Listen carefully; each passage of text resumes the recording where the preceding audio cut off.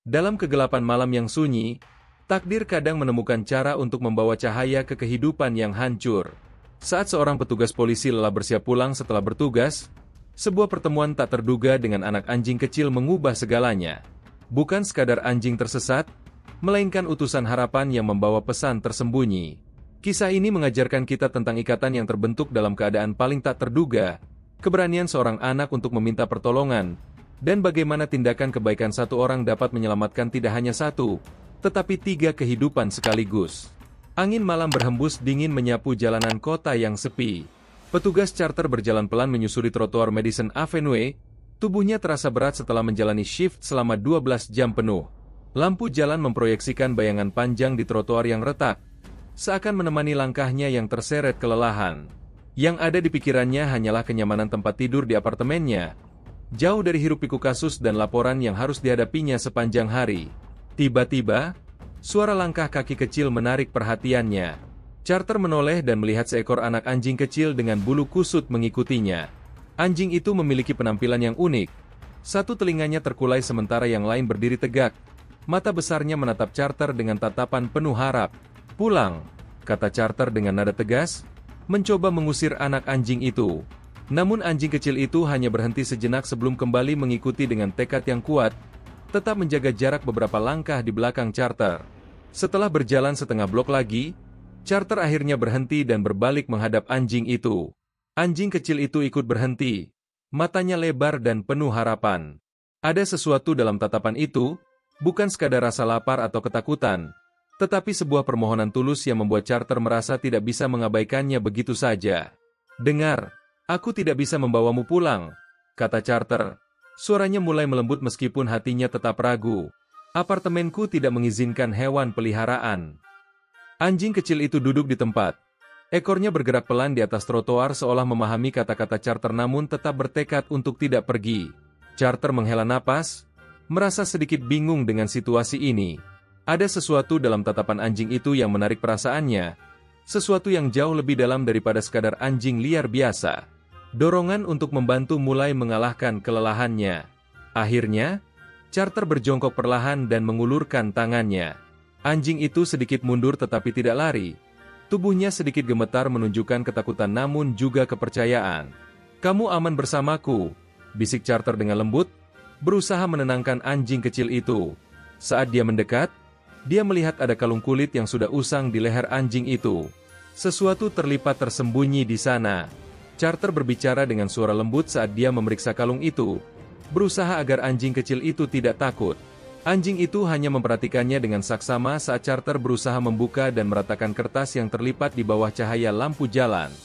Jantung Charter berdegup kencang saat dia membaca tulisan yang tampak seperti tulisan tangan seorang anak kecil. "Tolong, kakakku sakit. Tidak ada makanan. Tidak ada air. Apartemen 3B." Adrenalin langsung menggantikan rasa lelah yang sebelumnya menguasai Charter. Detak jantungnya semakin cepat saat dia menyadari betapa gentingnya situasi ini. Dia menatap anjing kecil itu yang kini berdiri dengan ekor bergerak pelan, seakan penuh harapan bahwa pesannya telah tersampaikan. Tanpa berpikir 2 kali, Charter mulai berlari. Anjing itu ikut berlari di sampingnya.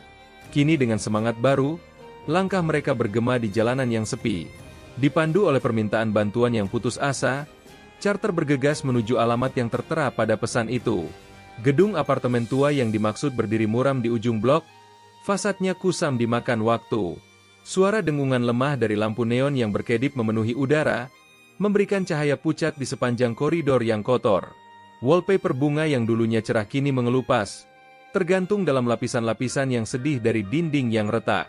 Udara di dalam terasa lembab dan pengap, bercampur dengan bau lain yang sulit diidentifikasi campuran antara makanan basi, sampah yang tidak dibuang, dan keputusasaan. Charter menaiki tangga menuju lantai 3, detak jantungnya semakin cepat. Instingnya sebagai polisi memberitahu bahwa ada sesuatu yang tidak beres. Suara cakaran kecil dari anak anjing menggema di sepanjang lorong hingga akhirnya berhenti di depan sebuah pintu dengan angka kuningan yang sudah pudar, 3B. Charter mengetuk pintu dengan tegas. Suara ketukannya seperti terserap oleh keheningan yang menekan di dalam gedung. Dia menunggu sejenak, telinganya fokus menangkap suara sekecil apapun dari dalam. "Hening, polisi!" Charter berseru lebih keras kali ini, mengetuk lebih kuat hingga pintu bergetar dalam bingkainya. Tetapi tetap tidak ada respons. Anak anjing itu mulai merengek. Cakarnya menggaruk pintu dengan gelisah, tampak semakin cemas. Charter mencoba memutar gagang pintu. Terkunci rapat. Dengan cepat, dia mengevaluasi situasinya. Pesan yang jelas menunjukkan bahaya. Tidak ada respon dari dalam, dan anjing yang semakin gelisah. Mengikuti insting dan pelatihan polisinya, Charter mundur sedikit lalu mendobrak pintu dengan bahunya. Pintu terbuka dengan suara keras, menampakkan kegelapan di dalam apartemen. Bau menyengat langsung menyerang hidungnya. Bau makanan basi, tubuh yang lama tidak dicuci, dan keputusasaan yang menusuk. Charter hampir mual. Tetapi dia memaksa dirinya untuk tetap fokus pada tugas di depannya. Cahaya dari lorong menerangi ruangan gelap, memberikan pandangan sekilas ke dalam apartemen yang berantakan. Di sudut ruangan yang tampak seperti ruang tamu, dia melihat mereka. Seorang anak laki-laki kecil, mungkin berusia 8 tahun, duduk meringkuk di dekat dinding. Tangannya erat memeluk sesuatu, dan Charter segera menyadari bahwa itu adalah seorang bayi. Jika Anda merasa tersentuh dengan awal kisah ini, klik tombol suka dan beritahu pendapat Anda di kolom komentar. Sebutkan juga kota asal Anda, karena kami ingin tahu dari mana saja penonton setia cerita dari balik mata berasal. Mata anak itu besar dan penuh ketakutan. Wajahnya pucat dengan pipi cekung menunjukkan tanda-tanda kelaparan yang berkepanjangan. Bibirnya kering dan pecah-pecah. Pakaiannya longgar di tubuh kurusnya. Bayi yang dipeluknya bernapas cepat. Pipinya memerah karena demam. Anak laki-laki itu semakin menekan tubuhnya ke dinding. Gemetar ketakutan tetapi tatapannya tetap tertuju pada Charter. Takut namun juga dengan secercah harapan. Charter melangkah perlahan, memastikan gerakannya tenang dan tidak mengancam. Dia berjongkok beberapa langkah dari anak itu, mencoba terlihat setenang mungkin. "Hai," katanya dengan suara lembut. "Aku Officer Charter. Aku di sini untuk membantu." Pelukan anak itu pada adiknya semakin erat. Jemarinya memutih karena tekanan. Charter mengulurkan tangannya dengan gerakan menenangkan, tetapi anak itu langsung tersentak mundur. Kepalanya terbentur dinding dengan suara pelan. Saat ketegangan memuncak, anak anjing itu tiba-tiba berlari melewati Charter dan langsung menuju anak laki-laki itu. Ekornya bergoyang-goyang antusias, lalu mulai menjilati wajah anak itu dengan penuh kasih sayang. Gerakan kecil itu penuh kehangatan, tampaknya menembus ketakutan anak laki-laki itu. Tubuh kaku anak itu mulai sedikit rileks, dan getaran ketakutannya perlahan mereda. Tetesan air mata mulai mengalir di pipinya, membawa serta debu dan kotoran yang menutupi wajahnya, mengungkapkan betapa rapuh dan mudanya dia sebenarnya. Charter segera menelepon 911. Suaranya tetap tenang meskipun dia mendesak agar bantuan medis segera dikirim untuk kedua anak itu. Sambil menunggu kedatangan mereka, dia melakukan pemeriksaan cepat di dalam apartemen. Setiap temuan semakin menyesakkan dadanya. Lemari dapur kosong, pintunya terbuka lebar seakan meminta makanan yang tak pernah ada. Di dalam kulkas hanya ada sekotak susu yang sudah kedaluarsa. Isinya membusuk dan berbau. Kabel listrik mencuat dari kotak sekring yang usang. Beberapa di antaranya terbuka dan berpotensi membahayakan. Di sudut ruangan, Charter menemukan beberapa halaman kertas yang tersebar. Dia memungut satu dan membacanya. Menyadari ini adalah pesan yang ditulis dengan tergesa-gesa dan putus asa. "Kami tidak bisa bertahan seperti ini lagi. Kami akan mati kelaparan. Maafkan ibu, kalian pantas mendapatkan kehidupan yang lebih baik." Charter merasakan amarah dan kesedihan bercampur dalam dirinya. Ini adalah kasus penelantaran anak yang jelas. Kedua anak itu ditinggalkan sendirian entah berapa lama. Si kakak dipaksa menjadi pengasuh meski dia sendiri masih sangat muda. Dalam hatinya, Charter berjanji akan memastikan anak-anak ini tidak akan menghadapi masa depan sendirian lagi. Dia mengalihkan pandangannya ke dua sosok kecil yang masih meringkuk di sudut ruangan. Tekadnya semakin kuat untuk melindungi mereka. Para medis tiba dengan cepat. Peralatan mereka berisik saat mereka masuk dan segera memeriksa kondisi anak-anak. Bayi yang masih terdiam dalam pelukan kakaknya dengan hati-hati diangkat ke atas tandu. Dehidrasi parah. Salah satu para medis memberitahu rekannya sambil memeriksa denyut nadi si bayi. Kemungkinan kegagalan organ. Kita harus segera bergerak. Melihat adiknya dibawa pergi, kepanikan anak laki-laki itu meningkat dengan tiba-tiba. Dia melompat berdiri, tangannya yang kecil mencengkeram lengan seragam Charter dengan erat. Jemarinya meremas kain itu dengan kekuatan yang lahir dari ketakutan. Tidak apa-apa, Carter menenangkan, berjongkok untuk menatap mata anak itu. Adikmu akan baik-baik saja. Kami akan membawanya ke rumah sakit untuk mendapatkan perawatan yang dia butuhkan. Anak itu tetap menggenggam lengan Carter bahkan saat mereka berjalan menuruni tangga menuju ambulans yang menunggu. Tubuh anak itu gemetar hebat, dan Carter, menyadari betapa lemahnya anak itu, tanpa ragu mengangkatnya ke dalam gendongan, membawanya menuruni tangga. Anak anjing kecil itu mengikuti mereka dengan setia, tetap berada di sisi mereka. Di dalam ambulans, para medis bergerak cepat. Mereka menyambungkan bayi ke infus dan alat pemantau. Carter duduk di bangku, anak laki-laki itu menempel erat di sisinya. Jemarinya masih menggenggam tangan Carter seolah itu satu-satunya hal yang membuatnya tetap tenang. Anak anjing itu, menyadari kegelisahan di udara, meringkuk di pangkuan Carter. Matanya tidak lepas dari anak laki-laki itu. Di dalam ambulans hanya ada suara bip peralatan medis dan instruksi singkat para medis. Waktu terasa berjalan lambat. Hingga akhirnya dengan suara pelan dan penuh ketakutan, anak itu bertanya, "Apakah adikku akan mati?" Carter meremas tangan anak itu dengan lembut, memberikan tekanan yang menenangkan. "Aku tidak tahu," jawabnya jujur. "Tapi yang aku tahu adalah para dokter yang hebat ini akan melakukan yang terbaik untuk adikmu." "Siapa namamu, Nak?" Anak itu menatap Carter, masih ragu namun mulai percaya. "Noah," jawabnya pelan. "Dan adikmu?" "Lukas," ucap Noah, suaranya nyaris berbisik. "Dan anjing ini?" Noah menunduk, melihat anjing yang masih setia di sampingnya. "Hiro," katanya, matanya sedikit melembut. Anjing itu merengek pelan dan menjulurkan lidahnya untuk menjilat tangan Noah, membuat Noah tersenyum samar untuk pertama kalinya. Setibanya di rumah sakit, suasana langsung berubah menjadi penuh kesibukan. Para medis dengan sigap membawa bayi Lukas ke ruang gawat darurat, melaporkan kondisinya dengan istilah medis kepada dokter yang sudah menunggu. Noah berusaha mengikuti, tetapi langkahnya terhenti oleh staf rumah sakit di pintu masuk area perawatan intensif. "Tidak!"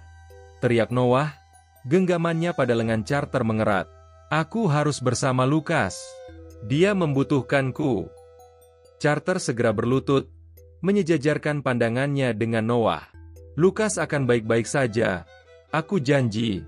Kita tidak bisa masuk ke sana sekarang, tetapi dokter akan menjaganya. Kita harus percaya pada mereka." Saat Carter menenangkan Noah, seorang wanita muda menghampiri mereka, membawa buku catatan di tangannya. Ia memperkenalkan diri sebagai Sarah Brooks, pekerja sosial yang ditugaskan untuk kasus ini. Hiro, yang selalu waspada, berdiri di antara Noah dan pekerja sosial, seolah-olah ingin melindungi anak itu. Carter bertemu tatapan Sarah, menyadari betapa pentingnya peran mereka berdua dalam situasi ini. Di bawah lampu rumah sakit yang terang, mereka duduk di ruang tunggu yang ramai. Genggaman Noah pada lengan Carter tak pernah mengendur. Matanya gelisah mengikuti staf rumah sakit yang berlalu lalang. Sebelum kita melanjutkan kisah ini, luangkan waktu sebentar untuk menyukai video ini dan subscribe channel Cerita dari Balik Mata. Dukungan Anda sangat berarti bagi kami untuk terus menghadirkan kisah-kisah nyata yang menyentuh hati seperti ini. Terima kasih banyak atas dukungan Anda yang tak ternilai. "Lapar?" tanya Carter lembut, memecah kesunyian yang berat. Noah menggeleng, tetapi perutnya berbunyi keras menyanggah jawabannya. Carter merogoh sakunya dan menemukan sebatang granola bar yang tersisa dari makan siangnya sebelumnya. Meski ragu, Noah menerima granola bar itu dengan tangan gemetar, sementara tangan satuannya masih erat menggenggam lengan Carter. Dia mulai memakannya perlahan, seolah-olah sedang mengingat kembali bagaimana rasanya makan. Setelah menunggu cukup lama, seorang dokter berpakaian scrub biru mendekati mereka. Noah langsung menggenggam lengan Carter lebih erat. Ketakutan terpancar jelas dari matanya. "Lukas menunjukkan tanda-tanda positif," kata dokter itu, menawarkan senyum menenangkan. "Kondisi dehidrasi parah dan malnutrisi. Kami memberikan cairan melalui infus dan nutrisi. Dia juga menunjukkan tanda-tanda pneumonia ringan, tapi kami sudah mulai pengobatan dengan antibiotik." Mendengar bahwa adiknya akan baik-baik saja, ketegangan di tubuh Noah sedikit berkurang. Tak jauh dari mereka, Hiro mengibaskan ekornya penuh antusiasme, seolah memahami berita baik itu. Saat dokter berlalu, Sarah melangkah maju. Suara hak sepatunya berdetak di lantai rumah sakit yang keras. Officer Carter, ada yang perlu kita bicarakan mengenai langkah selanjutnya. Kami telah mengatur penempatan sementara di keluarga asuh darurat untuk kedua anak ini sampai situasi ini bisa diselesaikan. Udara terasa semakin berat. Napas Noah menjadi lebih cepat, dan genggamannya pada lengan Carter semakin erat. Tidak, gumamnya. Suaranya bergetar. Tangannya mencengkeram kain seragam Carter dengan lebih kuat. Dia menatap Carter dengan mata yang penuh keputusasaan. Tolong, jangan biarkan kami pergi. Carter melihat ke dalam mata itu, penuh dengan permohonan sunyi. Kemudian dia beralih ke Sarah yang berdiri dengan clipboard di tangannya, menunggu jawaban.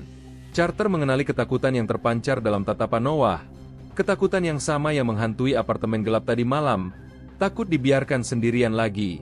Hiro merengek pelan, mendorong tubuhnya ke kaki Noah, seakan berusaha mendukungnya. Pandangan Carter beralih dari Noah ke Sarah, lalu kembali ke Noah. Keputusan yang akan dia ambil selanjutnya akan mengubah banyak kehidupan, termasuk kehidupannya sendiri. Aku akan mengajukan diri sebagai orang tua asuh, kata Carter tiba-tiba, bahkan mengejutkan dirinya sendiri. Aku akan menjalani proses apapun yang diperlukan. Sarah memperbaiki posisi kacamatanya, jelas terkejut dengan pernyataan Carter.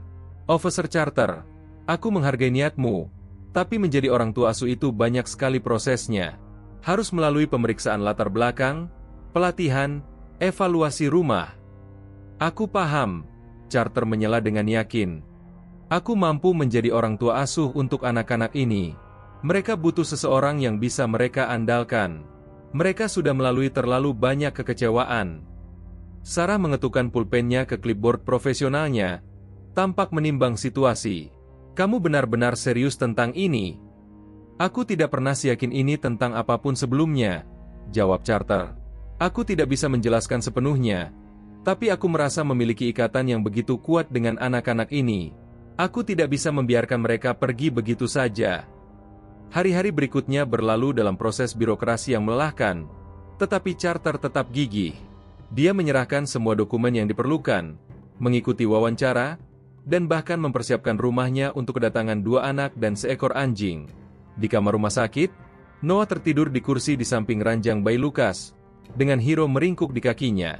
Detak jantung Lucas yang stabil terdengar dari monitor medis, menjadi latar belakang keheningan yang menenangkan di ruangan itu. Carter kembali masuk membawa kantong kertas yang penuh dengan makanan dari kafetaria. Aroma sup hangat dan roti yang baru dipanggang mengisi udara. Dia memperhatikan bagaimana mata Noah mengikuti setiap gerakannya saat dia meletakkan makanan di atas meja kecil. Nih, makan dulu, kata Carter, menyodorkan semangkuk sup dan setengah sandwich. Noah menerimanya dengan hati-hati, seolah-olah makanan itu bisa lenyap kapan saja jika dia tidak cepat. Carter berpura-pura tidak melihat saat Noah dengan gerakan cepat menyembunyikan separuh sandwich di bawah bantal. Gerakan refleks yang jelas menunjukkan pengalaman masa lalunya yang harus bertahan hidup dengan cara menyimpan makanan. Carter hanya tersenyum samar, lalu duduk di sebelah tempat tidur tanpa banyak bicara, memberikan Noah ruang yang dia butuhkan. Seminggu kemudian, setelah proses administrasi yang panjang dan Lucas cukup sehat untuk dipulangkan, Carter mendapati dirinya membawa kedua anak itu pulang ke rumahnya. Dari kaca spion, dia melihat Noah diam di kursi belakang. Tangannya erat mencengkeram kursi bayi Lucas. Buku-buku jarinya memutih karena terlalu tegang. Hiro di sampingnya, selalu siaga. Kita sudah sampai di rumah, ujar Carter dengan nada ceria. Dia membuka pintu belakang mobil, terlebih dahulu mengeluarkan kursi bayi. Perlahan, tangan Noah mulai mengendur. Matanya mengamati lingkungan baru dengan campuran rasa ingin tahu dan kehati-hatian. Carter menuntun mereka menyusuri jalan setapak kecil menuju rumahnya. Sebuah rumah sederhana dengan cat biru pudar dan halaman kecil yang terawat. Di dalam, Carter memberikan tur singkat kepada Noah. Dapur ada di sini. Kamu bisa mengambil makanan kapan saja, tidak perlu minta izin. Mata Noah membelalak, tampak tidak percaya dengan apa yang baru saja dia dengar. Mereka melanjutkan ke ruang tamu, ruangan yang meskipun perabotannya sudah sedikit usang, tetap nyaman dan hangat. Kamar kita di atas. Aku menyiapkan tempat tidur tingkat untukmu. Kamu bisa pilih tempat tidur atas atau bawah, terserah kamu. Anak laki-laki itu tetap diam selama tur. Matanya berkeliling memeriksa setiap pintu dan kemungkinan jalan keluar. Namun dia ragu-ragu untuk mendekati tempat tidur, bahkan untuk menyentuhnya. Di kakinya, Hiro mendongak, mencerminkan kebingungannya. Malam itu, setelah memastikan kedua anak itu sudah tertidur dan Lukas aman di boxnya, Carter kembali untuk memeriksa mereka sebelum dirinya sendiri beristirahat. Pemandangan yang ia lihat begitu mengharukan tetapi juga menyakitkan.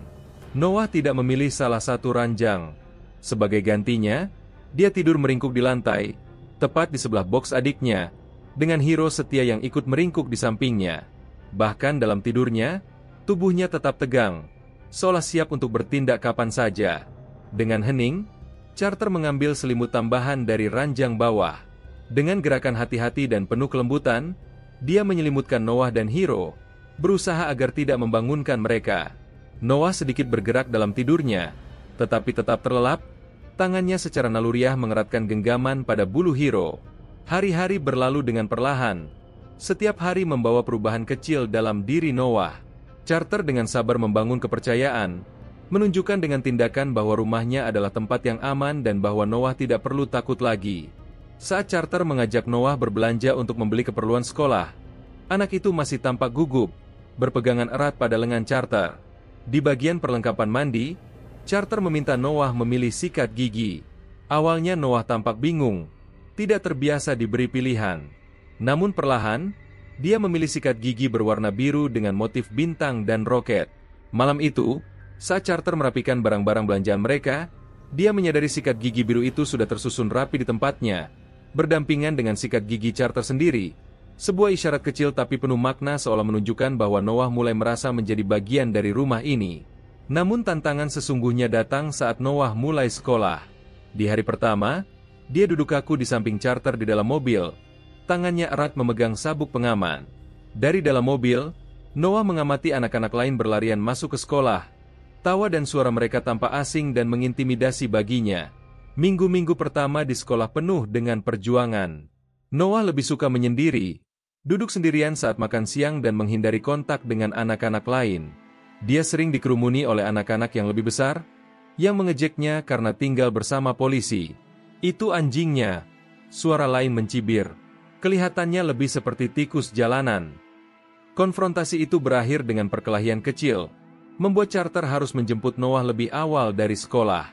Di rumah, Carter duduk bersama Noah di beranda belakang, membicarakan tentang apa yang terjadi dengan serius namun penuh pengertian. "Aku tahu kamu marah, dan itu wajar," kata Carter, "tapi ada cara lain selain dengan bertarung." Noah menoleh pergi dengan frustrasi. Masa lalunya telah mengajarkannya untuk bertarung. Itu satu-satunya cara yang dia tahu untuk melindungi diri dan Lukas. Pemikiran bahwa mungkin ada cara lain untuk menghadapi ancaman terasa sangat asing baginya. Melihat Noah semakin menarik diri, Carter memutuskan untuk mengajak anak itu bermain sepak bola di halaman belakang. Dengan sabar, dia mengajarkan Noah cara menendang bola, berpura-pura jatuh secara dramatis untuk membuat Noah tertawa. Untuk pertama kalinya sejak tinggal bersama Carter, tawa Noah meledak, murni dan penuh kebahagiaan. Seiring waktu, ikatan antara Carter dan Noah semakin kuat. Noah mulai tidur di tempat tidur sungguhan, meskipun Hiro masih setia menemaninya. Lukas tumbuh dari bayi kecil yang rapuh menjadi balita yang sehat dan ceria. Kata pertamanya adalah Noah, dan tak lama kemudian, Hiro, meskipun terdengar lebih seperti Hewo. Hubungan Carter dengan Noah mencapai titik balik saat ibu Noah tiba-tiba muncul di depan rumah mereka. Pertemuan singkat di halaman depan membuat Noah harus menghadapi masa lalunya. Dengan keberanian yang menakjubkan, Noah memilih untuk tetap bersama Carter, menolak untuk kembali pada kehidupan penuh ketidakpastian bersama ibunya. Beberapa bulan kemudian, di ruang pengadilan dengan lantai marmer mengkilap, Noah berdiri di samping Carter, Hiro di sisinya. Hakim tersenyum dan bertanya, "Noah, apakah kamu setuju untuk mengadopsi Carter sebagai ayahmu secara resmi?" Keheningan menyelimuti ruang sidang saat napas Noah tertahan. Beratnya momen itu terasa nyata. Hiro mendekat, merasakan kecemasan Noah. Dengan suara yang jelas dan tegas, Noah menjawab, "Ya, itu yang saya inginkan." Hakim menandatangani dokumen adopsi, mengukuhkan ikatan yang telah terbentuk selama berbulan-bulan. Malam itu, saat Carter menyelimuti Noah, anak itu menatapnya dan untuk pertama kalinya memanggil, "Ayah." Kata itu sederhana, tetapi memiliki makna yang begitu dalam. Air mata menggenang di mata Carter saat dia balas berbisik. "Selamat malam, Noah. Ayah sayang kamu, Nak." Di lantai di samping tempat tidur Noah, Hiro mendesah puas, seolah tahu bahwa misinya membawa pesan bantuan malam itu telah membawa mereka semua pada akhir yang bahagia. Jika kisah ini menyentuh hati Anda, jangan lupa tekan tombol subscribe, beri like, dan aktifkan notifikasi Anda. Bagikan kepada seseorang yang mungkin membutuhkan pengingat bahwa kebaikan dan ketulusan masih ada di dunia ini. Dukungan Anda membantu channel Cerita dari Balik Mata terus menghadirkan kisah-kisah inspiratif seperti ini. Terima kasih telah menyimak. Sampai jumpa di video berikutnya.